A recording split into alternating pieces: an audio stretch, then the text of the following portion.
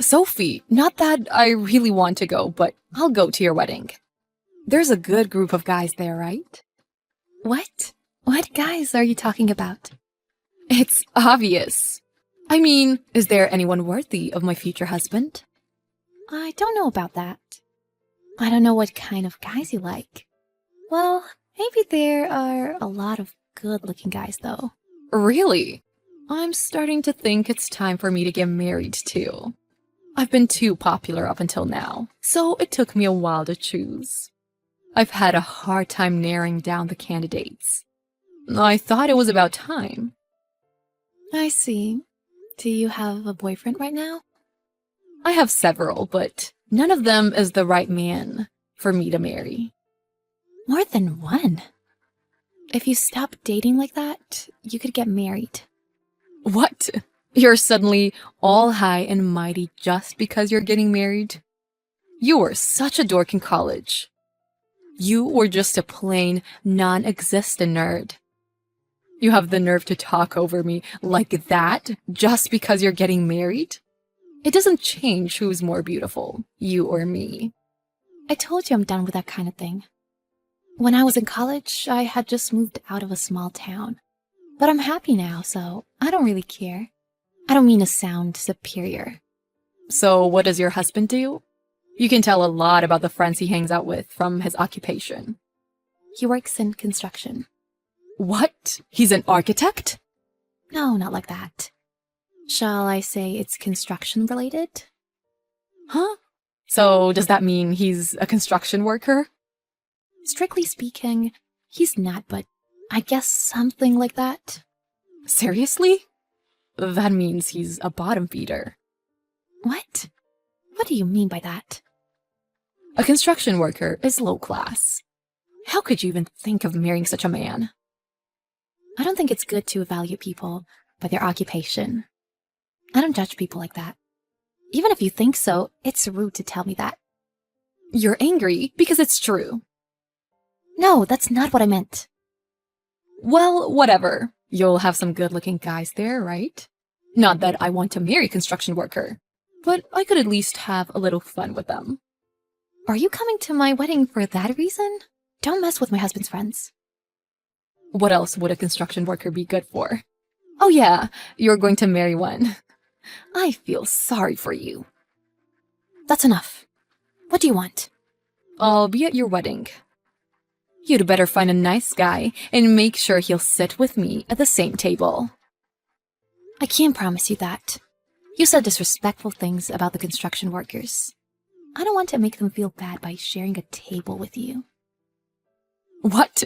Are you saying that they would feel bad if they sat at the same table as me? That's not going to happen. Are you an idiot? Enough. Anyways, I appreciate you coming to my wedding. But please, don't be rude to my husband's co-workers and business associates. Congratulations on your wedding. You look stunning. Thank you. You're sitting with Kiara, right? How is she? Is she alright? Did she say something rude? She's fine for now. She saw your husband's colleagues and was excited about how good-looking they are. I see. That's good then. The other day I got some offensive texts from Kiara. That's why I was a little worried. I'm glad to hear that nothing is going wrong. I'm worried that she's drinking a little too much, though. She's a bad drinker. I hope she doesn't drink too much. I really didn't even want to invite her. But I invited the rest of my friends. If I didn't invite her, I think that would make her go crazy. You're right. I didn't think she would come. She seems to be having a hard time right now. What's her problem? Huh? Didn't you hear the story? I was surprised when I saw her here today.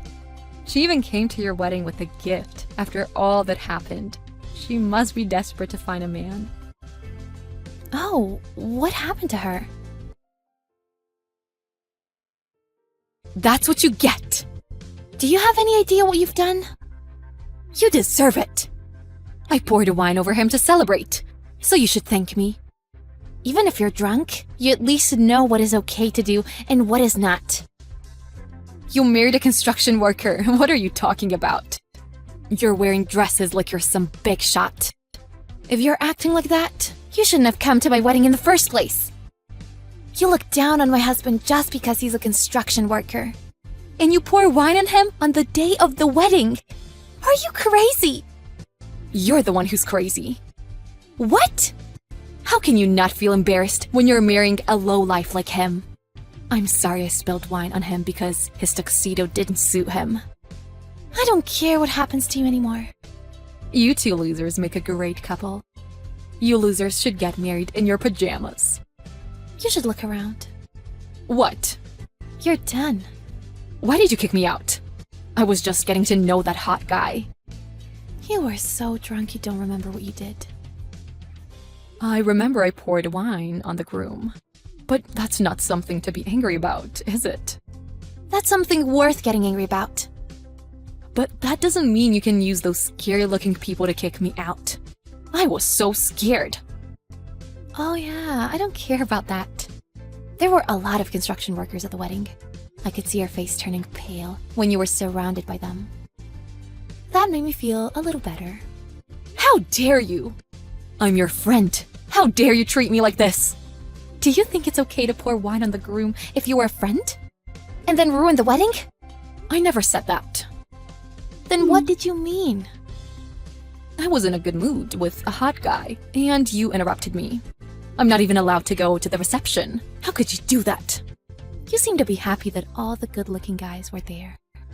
I thought you were looking down on the construction workers, but it's okay as long as they're good-looking. You need to reevaluate yourself. I was a little drunk, and I was frustrated that you were getting married before me. What? I'm prettier than you. Your husband is a construction worker. But most of all, I was upset that you got married before me. Stop saying construction worker. My husband is the president of a construction company. What? You called him a bottom-feeding loser, and you even poured wine on him. And you ruined his tuxedo. Do you know how much that tuxedo cost? He's the president. Are you kidding me? Why would I lie? My husband's annual salary is about $1 million. Do you still think he's a bottom feeder? $1 million? That's impossible. You are exaggerating, aren't you? That's true. Those guys at the wedding were employees of his company. They don't suit trash like you, who is disrespectful to construction workers. I didn't mean to disrespect them. I can't believe he was the president of a construction company. How on earth could you marry such a man? Give me your husband. What? You're crazy! Are you kidding me? There were a lot of presidents of other companies at the wedding, but none of them suit you because you're trash. Why would you say that to me? I'm such a beautiful woman. It's not right that I'm not married yet. I heard rumors about you. Huh? What are you talking about? I heard that you were involved in marriage fraud and are in debt. What? How do you know that? You look down on people who work at the construction site. But you were tricked into a marriage scam by a man with a false background. You alone cannot repay your debt. So you were desperately looking for someone to marry. No, that's not true. I didn't think I was being scammed either. He looked rich by all accounts. I guess all scammers are like that. You're the kind of person who judges people's worth by their professional status. That's why you're what you are. What? Are you trying to say that I am wrong? I thought I could marry him, so it is only natural that I should be devoted to him. It's hard to find a man worthy of me. Yes, but you can keep looking until you find the right man for you. But I won't let you do that at my wedding, because you'll make the guests feel uncomfortable. Oh no! That's terrible. I've just met a handsome man. You will miss your chance to get married, and no one will look at you anymore. I don't care about you anymore. Please don't say that. You are a cold person. Of course, after what you did to me. You're a terrible person, and you ruined my wedding. I don't even consider you a friend anymore. I mean, you and I were never that close to begin with. What? We are best friends, aren't we? You're the only one who thinks so. I didn't really want to invite you, but if I didn't, I knew you would complain. That's why I invited you to the wedding. I'm shocked that you thought that. I thought you were my only true friend. If you thought so, you shouldn't have done what you did. This is the result of you going too far. Are you going to quit being friends with me now? I never considered you a friend to begin with.